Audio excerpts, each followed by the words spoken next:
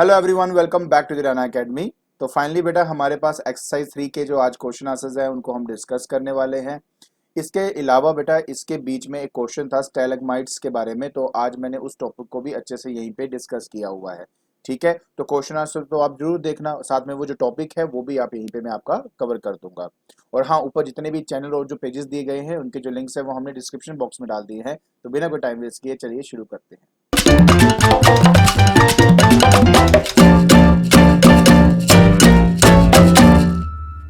तो देखिए बेटा, सबसे पहला क्वेश्चन ये बहुत आसान क्वेश्चन है। कहता कि what is the composition of water and in which volume it's element combined. आप अच्छी तरह जानते हो बेटा, कॉम्पोजिशन का मतलब होता है कि अगर मेरे पास पानी है तो उसमें कितने मॉलिक्यूल क्या हैं, मतलब कितने एटम क्या हैं।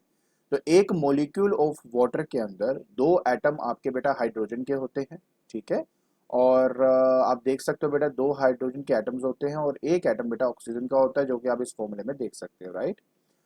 अगर मैं इनके बेटा वॉल्यूम या किस वॉल्यूम में आपस में कंबाइन अगर वो मुझे चेक करना हो तो उसका करने का तरीका ये होता है बेटा आपका। जैसे आप देख रहे हो कि मेरे दो पार्ट जो है बेटा हाइड्रोजन का है और एक पार्ट जो है हमारे पास बेटा ऑक्सीजन का है, इसलिए बेटा हम उनके जो कॉम्बिनेशन करेंगे तो 2:1 की फॉर्म में हम कर देंगे, जिसमें दो रिप्रेजेंट कर रहा है बेटा हाइड्रोजन के एटम और वन रिप्रेजेंट कर रहा है ऑक्सीजन का एटम। तो इस तरह से बेटा हमने जो एलिमेंट की कॉम्बिनेशन है बेटा वो हमें शो करनी होती है। ठीक है, आसान है। नेक्स्ट देखते हैं बेटा कि what is the use of solubility of oxygen and carbon dioxide in water. तो बेटा आप अच्छी तरह जानते हो कि हमारे एक्वेटिक प्लांट्स के लिए, या प्लांट्स नहीं कहूँगा, एक्वेटिक जो मरीन लाइफ है, हमारी मरीन लाइफ है, वहाँ पे फिशेज होते हैं, तो उनकी रेस्पिरेशन के लिए हमें डिजोल्व्ड ऑक्सीजन की ज़रूरत होती है, तभी वो रेस्पिरेशन कर पाएंगे।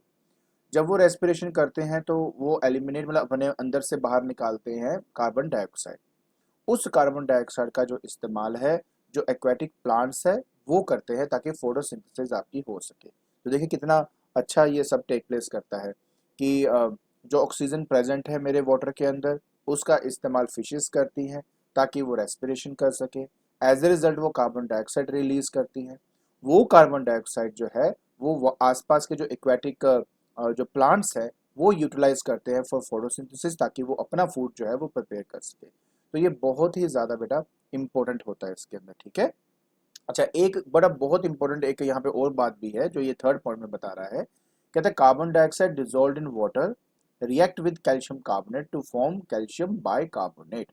देखिए बेटा एक बात आपको बता देता हूँ, कार्बन डाइऑक्साइड जब कैल्शियम कार्बोनेट के साथ बेटा रिएक्ट करती है, कैल्शियम कार्बोनेट बेटा इनसॉल्युबल सब्सटेंस होता है आपका, मतलब पानी में सॉल्युबल नहीं होता। ठीक है, एंड जैसे ही मेरा कार्बन डाइऑक्साइड इससे रिएक्ट करता है इसमें कैल्शियम बाइकार्बोनेट बन जाता है जो कि पानी में सॉल्युबल होता है आपका।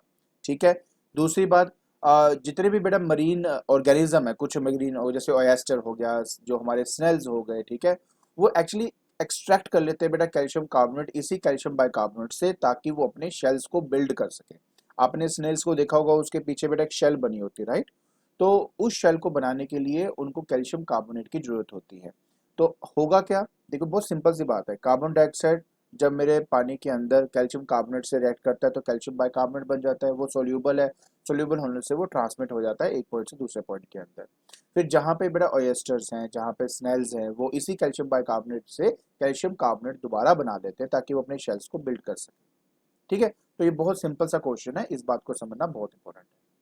फिर बेटा हमारे पास थर्ड आता है, कहता है कि hot saturated solution of sodium nitrate forms crystal as it cools why. देखिए बेटा अगर आपने एक चीज देखी होगी कि सी पार्ट के अंदर ना कुछ क्वेश्चन जो है ना बेटा आपके, वो आपके ए और बी पार्ट में से भी डाले जाते हैं। ठीक है, तो इसलिए सारे एक्सरसाइज के सारे क्वेश्चन करना बेटा बहुत ही ज्यादा इंपॉर्टेंट हो जाता है आपका। ठीक है, अब यहाँ पे सोल्यूबिलिटी के बारे में बात करें तो हमने पढ़ा था बेटा कि जो हमारे पास सोडियम नाइट्रेट होता है बेटा, है ना, उसकी सोल्यूबिलिटी डिक्रीज करती है विद फॉल इन टेम्परेचर। हमने सोल्यूबिलिटी और टेम्परेचर का जो कर्व है बेटा वो देखा था। तो बेटा जब हमारे पास गर्म that is hot saturated solution होता है एक सोडियम नाइट्रेट का, जब वो कूल डाउन होगा तो उसमें से जो क्रिस्टल है वो सेपरेट आउट हो जाते हैं क्योंकि उसकी सोल्यूबिलिटी डिक्रीज हो जाती है with rise in temperature, with fall in temperature, not rise, fall in temperature. उसके बाद आता है बेटा कि व्हाट आर हाइड्रस सब्सटेंसेस। बेटा हाइड्रेट सब्सटेंसेस मतलब हाइड्रेट मतलब होता है कि पानी के मॉलिक्यूल प्रेजेंट होना, राइट।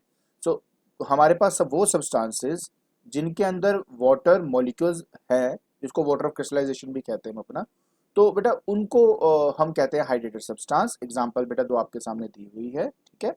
यहाँ पे लिखा है कॉपर सल्फेट पेंटाहाइड्रेट, पेंटा मतलब होता है 5 मॉलिक्यूल्स, डेकाहाइड्रेट मतलब 10 मॉलिक्यूल्स, ठीक है।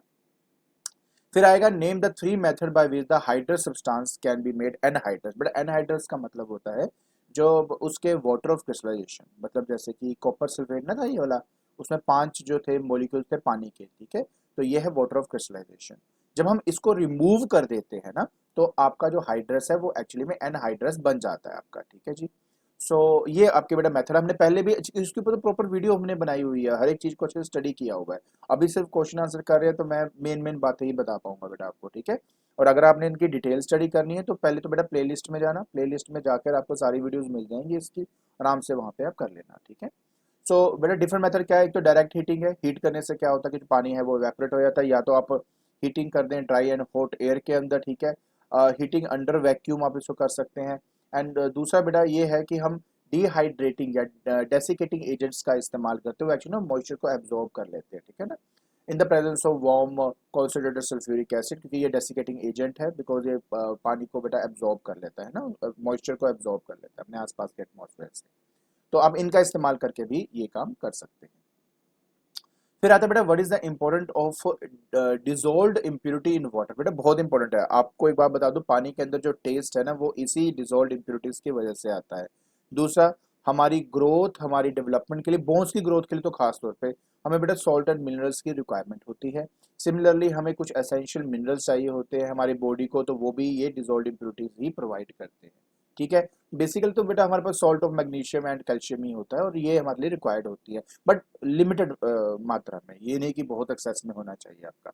सो देखिए बेटा 7th क्वेश्चन में कहता है कि state 2 ways by which a saturated solution can be change to unsaturated solution. अच्छा बेटा पहले आपको मैं याद होना चाहिए कि सैचुरेटेड सॉल्यूशन उसको कहते थे कि जैसे मेरे पास मान लीजिए कि ये है सॉल्वेंट, ठीक है, ये मेरे पास सॉल्वेंट है और जो चीज इसमें डाली जाती है उसको सोल्यूट कहते थे। आप इसमें सोल्यूट डाल रहे हो, डिसॉल्व कर रहे हो, सोल्यूट डाल रहे हो, डिसॉल्व कर रहे हो। एक ऐसा टाइम आता है कि आप चाहकर भी सोल्यूट को सॉल्वेंट के अंदर डिसॉल्व नहीं कर सकते, बट वो टेम्परेचर आपका कांस्टेंट होना चाहिए, ठीक है, टेम्परेचर नहीं वेरी करोगे आप।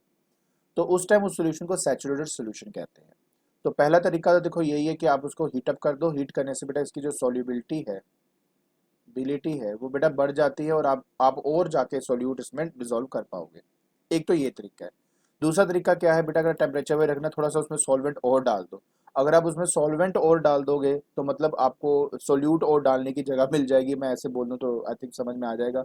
तो जो सॉल्वेंट है अगर आप उसको बढ़ा देते हो तो भी आपका सैचुरेटेड सोल्यूशन अनसैचुरेटेड हो जाता है, या तो टेम्परेचर को बेटा बढ़ा दो, उससे भी आपका जो है आप ज़्यादा अमाउंट ऑफ सोल्यूट उसमें डाल सकते हो, मतलब आपका सैचुरेटेड अनसैचुरेटेड में कन्वर्ट हो जाएगा। फिर आता है बेटा what do you understand by the soft water, hard water, temporary hard water, permanent hard water. बेटा ये बात समझनी बहुत ईजी है। जब हम सॉफ्ट वाटर और हार्ड वाटर की बात करते हैं ना, ये एक्चुअली रिलेट किया गया है कि कौन सा सोप किस पानी, मतलब सोप किस पानी के अंदर झाग बनाता है। झाग को बेसिकली लेदर कहा गया है। देखिए water is said to be soft when the water containing sodium salt easily gives leather with soap। दूसरा बोलता है कि water is said to be hard when it does not readily form leather with soap। Leather का मतलब होता है झाग जो बनती है ना हमारे, जब हम साबुन को हाथों में रगड़ते हैं तो झाग बन जाती है, तो ये उसकी बात हो रही है। तो सॉफ्ट वाटर होगा तो लेदर बनेगी, हार्ड वाटर होगा तो लेदर नहीं बनती है। उसके बाद temporary hard water and permanent hard water का क्या मतलब था, अगर आपको याद हो मैंने कहा था कि बेटा जो हार्डनेस है वो दो टाइप की थी आपकी, टेम्परेरी एंड परमानेंट। जब हम टेम्परेरी हार्ड वाटर की बात करते हैं तो हम कहते हैं कि जिस पानी के अंदर हमारे पास कैल्शियम और मैग्नीशियम के हाइड्रोजन कार्बोनेट्स होते हैं। हाइड्रोजन कार्बोनेट्स का मतलब होता है CaHCO3 होल ट्वाइस, ये है कैल्शियम बाइकार्बोनेट या कैल्शियम हाइड्रोजन कार्बोनेट, हम इसको बोलते हैं। उस तरह मैग्नीशियम का भी होता है। तो जिस पानी के अंदर बेटा ये प्रेजेंट होता है ना, उस पानी को हम टेम्परेरी हार्ड वाटर कहते हैं और उसमें से ये हार्डनेस निकालनी हमारे लिए आसान होती है। जब हम बात करते हैं परमानेंट हार्ड वाटर की, तो उसमें सल्फेट्स और क्लोराइड्स होते हैं बेटा, मैग्नीशियम एंड कैल्शियम के, जैसे कि CaCl2, ये कैल्शियम कैल्शियम क्लोराइड हो गया फिर आपका। उस तरह मैग्नीशियम क्लोराइड भी है, मैग्नीशियम सल्फेट है ना, ये सब हमारे पास होता है। तो अगर पानी के अंदर बेटा ये प्रेजेंट है तो परमानेंट हार्ड वाटर कहा जाएगा। अगर तो पानी के अंदर बाइकार्बोनेट्स या जिसको हम हाइड्रोजन कार्बोनेट भी कहते हैं, अगर वो हो तो भी तो वो टेम्परेरी हार्ड वाटर कहते हैं। ये परमानेंट हो जाता नीचे वाला। फिर आता है बेटा what are the cause of temporary hardness. मैं बता चुका हूँ बेटा आपको कि अगर मेरे पानी के अंदर हाइड्रोजन कार्बोनेट्स हैं कैल्शियम या मैग्नीशियम के, किसके, कैल्शियम या मैग्नीशियम के, तो वो टेम्परेरी हार्ड वाटर बन जाते हैं। अगर हमारे पास सल्फेट्स एंड क्लोराइड्स हैं बेटा मैग्नीशियम एंड कैल्शियम के, तो वो एक परमानेंट जो हार्ड वाटर है वो हमारा बन जाता है। नेक्स्ट आता है what are the advantage of the soft water and the hard water. बड़े बड़े सारे एडवांटेज आपके यहाँ पे दिए हुए हैं। देखिए हम एक एक करके सब करते हैं बेटा। नंबर वन तो हमारे पास ये आता है कि क्योंकि हम अगर किसी भी सब्सटेंस को, जैसे मेरे पास कोई क्लोथ है, अगर मैं उसको साफ करना चाहता हूँ, ठीक है, तो मैं उसके लिए सोप का इस्तेमाल करूंगा या है ना। तो जब मैं उसमें सोप का इस्तेमाल करता हूँ, अगर सॉफ्ट वाटर होगा तो कम पानी के अंदर भी आप आराम से उस चीज़ को साफ कर सकते हो, ठीक है। क्योंकि जैसे आप सॉफ्ट वाटर ऐड करते हो तो उसमें लेदर या झाग प्रोड्यूस हो जाती है एंड जल्दी से उसमें क्लिनजिंग एक्शन जो है वो टेक प्लेस कर जाता है, ठीक है। दूसरा, अगर आपको याद हो मैंने बताया था, जो स्टीमर्स होते हैं ना उसमें कॉपर की पाइप होती है, जब पानी उस स्टीमर से या उस कॉपर पाइप से निकलता है तो वो इवेपोरेट हो जाता है आपका, ठीक है। अगर तो सॉफ्ट वाटर होगा तो जो पाइप्स है ना, जैसे मेरे पास मान लीजिए पाइप है, तो पाइप के अंदर मेरा कोई भी सब्सटेंस जमेगा नहीं जिसकी वजह से इसका बोर जो है वो नैरो नहीं होगा, ठीक है। तो काफ़ी देर तक आप मतलब इसको यूज़ कर सकते हो। तो क्लॉथ जो इसमें साफ़ किए जाते हैं वो ज़्यादा देर तक ठीक रहते हैं, राइट। अब हम बात करते हैं बेटा कि फर्स्ट एडवांटेज हार्ड वाटर की क्या है। पहली बात तो ये कि हार्ड वाटर जो है हमारे को एक टेस्ट प्रोवाइड करता है पानी के अंदर, जिसकी वजह से जो बेवरेजेस होते हैं या वाइन्स होती हैं उनके लिए हम हार्ड वाटर का ही इस्तेमाल करते हैं, ठीक है। दूसरी बात मैंने आपको कहा था कि कैल्शियम और मैग्नीशियम के सॉल्ट प्रेजेंट होते हैं इन असेंशियल अमाउंट, इन एसेंशियल एक्सेस में भी नहीं, वो हमारे लिए बेटा मतलब बोन्स एंड टीथ के डेवलपमेंट के लिए बहुत ही ज़्यादा जरूरी होते हैं। तीसरा बेटा सबसे इंपॉर्टेंट है कि जो हमारे पास लेड पाइप्स होते हैं ना बेटा, जैसे हमारे पास लेड पाइप्स होती हैं, तो क्या होता है बेटा जी कि जब हमारा पानी जो है उस पानी में क्या है प्रेजेंट, हमारे पास मान लो कॉपर की सल्फेट है, क्या है, कॉपर सल्फेट है पानी के अंदर। तो ये जो लेड पाइप्स होते हैं ना, कॉपर सल्फेट इसके साथ रिएक्ट करके इसके साथ मिलकर बना लेड सल्फेट बना देता है, PbSO4। ये हमारा लेड सल्फेट बन जाता है। तो ये जो लेड सल्फेट है ना वो क्या करता है कि धीरे धीरे यहाँ पे जमना शुरू हो जाता है, यहाँ पे जमना शुरू हो गया। अच्छा, क्या होता है ना बेटा कि जो लेड है ना पानी के साथ मिलकर एक पॉइजनस सब्सटेंस बनाता है, राइट। तो अगर ये लेयर क्रिएट हो जाए यहाँ पर, तो पानी अब मेरे पाइप के और कांटेक्ट में नहीं आएगा। अगर मेरा पानी को पाइप के कांटेक्ट में नहीं आएगा तो वो पॉइजनस नहीं होगा, है ना। तो ये सबसे बड़ा फायदा होता है बेटा हार्ड वाटर का। अब हमने बेटा इस क्वेश्चन में समझना था अपना नया टॉपिक क्या है कि what are stalagmites and what are stalactites. बेटा आज हमने इसको स्टडी करना है and how are they form. तो पहले तो मैं आपको इसके बारे में थोड़ा सा बता देता हूँ ताकि आपको थोड़ा जनरल आइडिया हो जाए कि हो क्या रहा है बेटा आपका कि चलिए मैं ऐसे करता हूँ, पहले यहीं पे आपको बताता हूँ बेटा क्या चीज़ है। सो देखिए बेटा होता क्या है कि अगर आप कई जो लाइमस्टोन के केव्स होते हैं खासतौर पे अगर वहां देखेंगे तो आपको ना इस तरह के पिलर्स दिखाई देंगे, है ना, कॉनिकल शेप्ड पिलर्स जो हैंग कर रहे हैं रूफ के साथ या राइज कर रहे हैं फ्लोर से, ठीक है। ये दो आपको जो चीजें हैं ये दिखाई देती हैं। अब मैं आपको एक बार बता दूं बेटा इनके नाम क्या है। तो जो आपको जो पिलर्स हैं, जो कॉनिकल पिलर्स हैं जो रूफ के साथ लगे होते हैं उसको स्टैलेक्टाइट्स कहते हैं बेटा। क्या बोलते हैं? स्टैलेक्टाइट्स इनको बोला जाता है, ठीक है। और वो पिलर्स जो मेरे फ्लोर से ऊपर की तरफ आ रहे हैं उसको स्टैलेग्माइट्स कहते हैं। स्टैलेग्माइट्स इनको कहा जाता है। अब सबसे बड़ा सवाल कि सर ऐसा होता क्यों है, what is the reason behind it. तो बेटा देखो हमारे जो केव्स होते हैं ना उन केव्स में होते हैं क्रैक्स। क्रैक्स मतलब दरारें, दरारें होती हैं। अब क्या होता है बेटा कि इन दरारों में से ना एक्चुअली में क्या निकलता है, मैं यहाँ पे अलग से आपको दिखा देता हूँ बेटा। जैसे कि मेरे पास ये है हमारे पास जो रूफ है इसमें क्या होते हैं बेटा, ये क्रैक्स होते हैं। इन क्रैक्स से निकलता है क्या, that is calcium hydrogen carbonate, ये बेटा हमारा निकलता है। अच्छा, क्या होता है कि जब तक वो क्रैक्स के अंदर होता है तो बहुत हाई प्रेशर में होता है, हाई प्रेशर में होता है, ठीक है। जैसे ही बाहर निकलता है बेटा प्रेशर जो है वो इसका कम हो जाता है। प्रेशर क्या है जो इसका रिलीज हो जाता है। और ऊपर से बाहर बेटा थोड़ा वार्मथ भी होती है, टेम्परेचर भी होता है। तो प्रेशर रिलीज होने से क्या होगा, ये जो कैल्शियम हाइड्रोजन कार्बोनेट है बेटा आपका, है ना, ये एक्चुअली में कैल्शियम कार्बोनेट, कार्बन डाइऑक्साइड और पानी में बेटा स्प्लिट हो जाता है। तो पानी तो ठीक है, स्प्लिट होकर नीचे गिर गया। ये जो कार्बन डाइऑक्साइड है आपकी, ये तो गैस है, ये तो हवा हो गई बेटा आपकी। जो कैल्शियम कार्बोनेट है बेटा, ये इनसोल्यूबल सब्सटेंस है। तो ये क्या होता है कि धीरे धीरे ये यहाँ पर ना पीक में जमना शुरू हो जाता है। और देखो, ऊपर अगर रहेगा तो ऊपर जम जाएगा, अगर ड्रिप करके नीचे गिरेगा तो धीरे धीरे धीरे धीरे धीरे वहां पर आपकी पीक बननी शुरू हो जाती है। और ये होने के लिए ना बहुत साल लग जाते हैं, ये नहीं कि एक मिनट में बन जाता है आपका, बहुत साल लग जाते हैं। तो होता क्या है ये समझो पहले तो हमारे पास क्या होता है, क्रैक्स होते हैं। उस क्रैक्स में से जब एक carbon hydrogen calcium hydrogen carbonate जो है वो बाहर आता है, वो पहली बात तो सोल्यूबल होता है। जैसे बाहर आया, प्रेशर रिलीज हुआ तो एकदम से कार्बन डाइऑक्साइड, पानी और साथ में कैल्शियम कार्बोनेट बन जाता है। ये कैल्शियम कार्बोनेट हमारा इनसोल्यूबल है। तो इसी के जमने की वजह से बेटा ऊपर रूफ से ये पीक हैंग कर जाती है और नीचे ड्रिप होते होते होते नीचे से भी आपका एक कॉर्नर राइज कर जाता है। यही बात बेटा अगर आप देखेंगे तो यहाँ पे लिखा होगा, देखो कहते हैं conical pillars which grows downward from the roof is called stalactites and the one which grows upward from the roof is called the stalagmites। बाकी देखो अगर यहाँ पे देखें तो release of pressure result in the conversion of some hydrogen carbonates to the calcium carbonate, मैं आपको already ये बता चुका हूँ। और इसी के स्लोली डिपॉजिट होने की वजह से ये सब आपका होता है।